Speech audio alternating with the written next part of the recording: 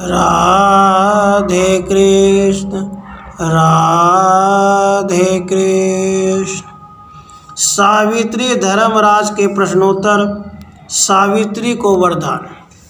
भगवान नारायण कहते हैं, नारद, सावित्री के वचन सुनकर यमराज के मन में बड़ा आश्चर्य हुआ।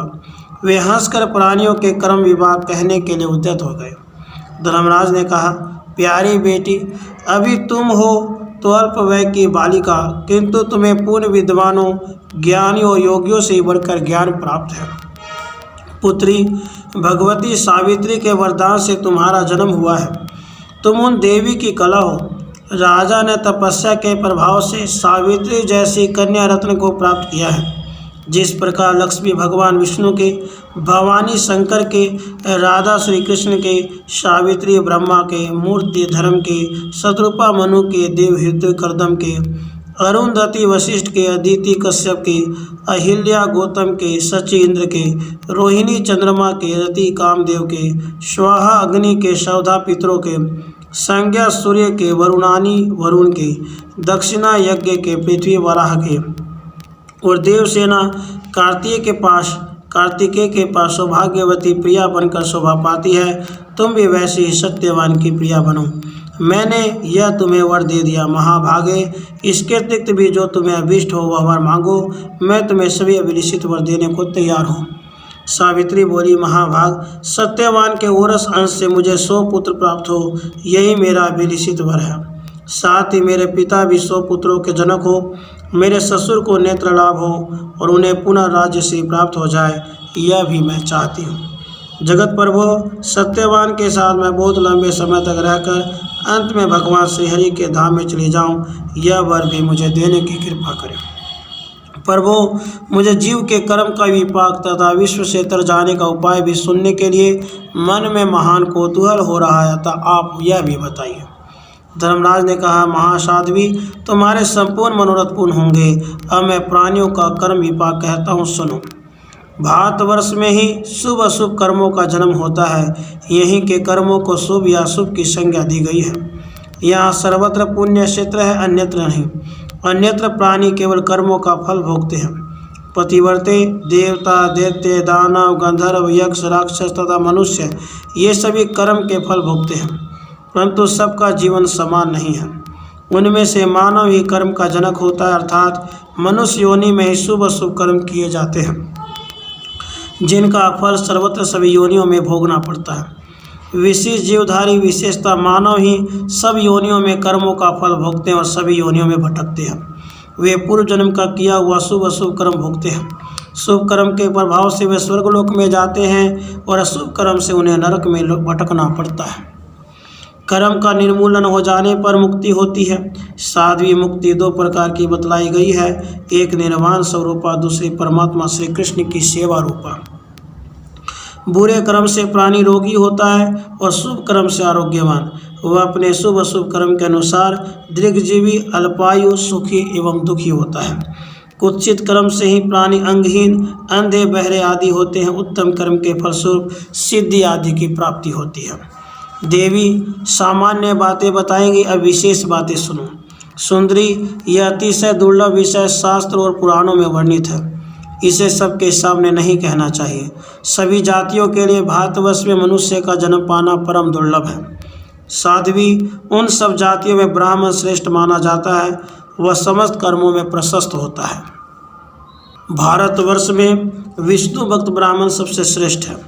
पतिव्रते वैष्णव के भी 2 भेद हैं, सकाम और निष्काम। सकाम वैष्णव कर्म प्रधान होता है और निष्काम वैष्णव केवल भक्त।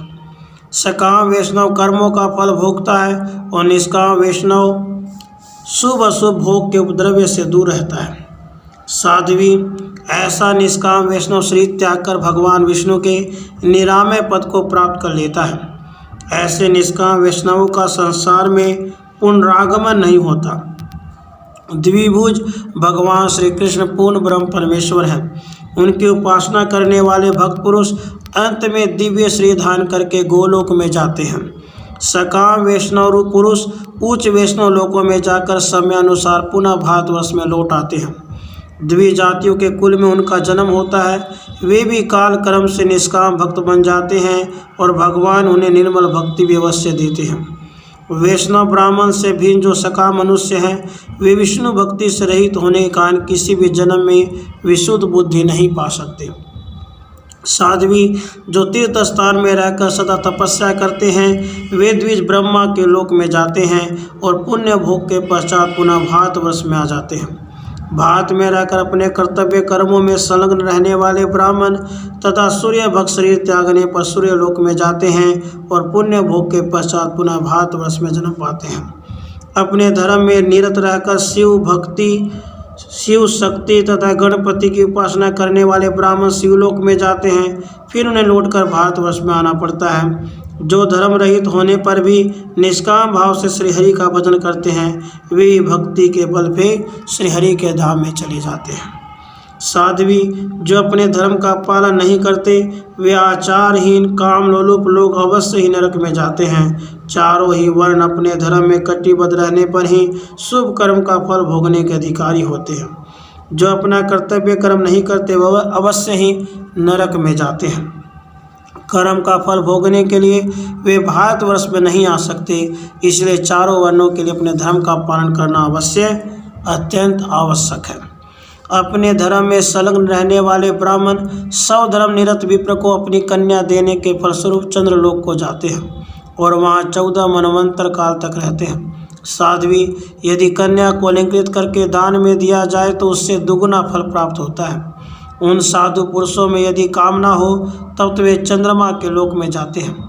निष्काम भाव से दान करें तो वे भगवान विष्णु के परम धाम में पहुंच जाते हैं। गव्य अर्थात दूध, चांदी, सुवर्ण, वस्त्र, घृत, फल और जल ब्राह्मणों को देने वाले पुण्यात्मा पुरुष चंद्रलोक में जाते हैं। साध्वी 1 मनवंतर तक वे वहाँ सुविधापूर्वक निवास करते हैं। उस दान के प्रभाव से उन्हें वहाँ सुदीर्घ काल तक निवास प्राप्त होता है। पतिव्रते पवित्र ब्राह्मण को सुवर्ण, गौ और ताम्र आदि द्रव्य का दान करने वाले सत्पुरुष सूर्यलोक में जाते हैं। वे भय बाधा से शून्य हो उस विस्तृत लोक में सुदीर्घ काल तक वास करते हैं। जो ब्राह्मणों को पृथ्वी अथवा प्रचुर धान्य दान करता है, वह भगवान विष्णु के परम सुंदर श्वेत द्वीप में जाता है और दीर्घ काल तक वहाँ वास करता है। भक्तिपूर्वक ब्राह्मण को ग्रह दान करने वाले पुरुष स्वर्गलोक में जाते हैं और वहाँ दीर्घ काल तक निवास करते हैं। वे उस श्लोक में उतने वर्षों तक रहते हैं जितनी संख्या में उस दान गृह के रजकन है। मनुष्य जिस जिस देवता के उद्देश्य से गृह दान करता है, अंत में उसी देवता के लोक में जाता है और घर में जितने धूलिकण हैं उतने वर्षों तक वहाँ रहता है। अपने घर पर दान करने की अपेक्षा देव मंदिर में दान करने से 4 गुना पूर्त कर्म अर्थात वापी, कूप, तड़ाग आदि के निर्माण के अवसर पर करने से 100 गुना तथा किसी श्रेष्ठ तीर्थ स्थान में करने से 8 गुना फल मिलता है। यह ब्रह्मा जी का वचन है। समस्त प्राणियों के उपकार के लिए तड़ाग का दान करने वाला 10,000 वर्षों की अवधि लेकर जल लोक में जाता है। बावली का दान करने से मनुष्य को सदा 100 गुना फल मिलता है। वह सेतु पुल का दान करने पर तड़ाग के दान का भी पुण्य फल प्राप्त कर लेता है। तड़ाग का प्रमाण 4000 धनुष चौड़ा और उतना ही लंबा निश्चित कहते हैं। 4 हाथ की लंबाई को धनुष का प्रमाण कहते हैं। तड़ाग का प्रमाण 4000 धनुष चौड़ा और उतना ही लंबा निश्चित किया गया है।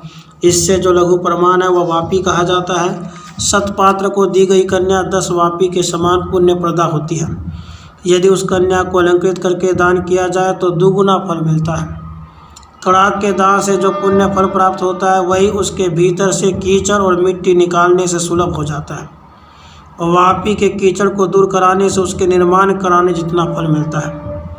पतिव्रते जो पुरुष पीपल का वृक्ष लगाकर उसकी प्रतिष्ठा करता है वह हजारों वर्षों के लिए भगवान विष्णु के तपोलोक में जाता है। सावित्री जो सबकी भलाई के लिए पुष्प उद्यान लगाता है वह 10,000 वर्षों तक ध्रुवलोक में स्थान पाता है। पतिव्रते विष्णु के उद्देश्य से विमान का दान करने वाला मानव 1 मनवंतर तक विष्णु लोक में निवास करता है। यदि वह विमान विशाल और चित्रों से सुसज्जित किया गया हो तो उसके दान से 4 गुना फल प्राप्त होता है। शिविका दान में उससे आधा फल होना निश्चित है। जो पुरुष भक्ति पूर्वक भगवान श्री हरि के उद्देश्य से मंदिरा का झूला प्रदान करता है वह अति दीर्घ काल तक भगवान विष्णु के लोक में वास करता है। पतिव्रते जो सड़क बनवाता और उसके किनारे लोगों को ठहरने के लिए महल अर्थात धर्मशाला बनवा देता है वह सत्पुरुष हजारों वर्षों तक इंद्र के लोक में प्रतिष्ठित होता है। ब्राह्मणों अथवा देवताओं को दिया हुआ दान समान फल प्रदान करता है।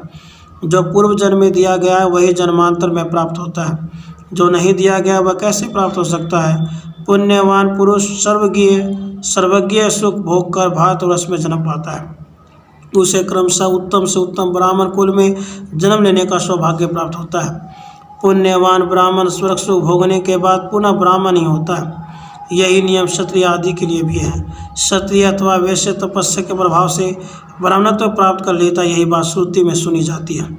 धर्म रहित ब्राह्मण नाना योनियों में भटकते हैं और कर्म भोग के पश्चात भी ब्राह्मण कुल में ही जन्म पाते हैं। कितना ही काल क्यों न बीत जाए बिना भोग किए कर्मशील नहीं हो सकते। अपने किए हुए शुभ और अशुभ कर्मों का फल प्राणियों को अवश्य भोगना ही पड़ता है। देवता अतिरिक्त की सहायता तथा काय व्यू से प्राणी शुद्ध हो जाता है। साध्वी ये कुछ बातें तो तुम्हें बता दी, अब आगे और क्या सुनना चाहती हूँ। राधे कृष्ण राधे कृष्ण।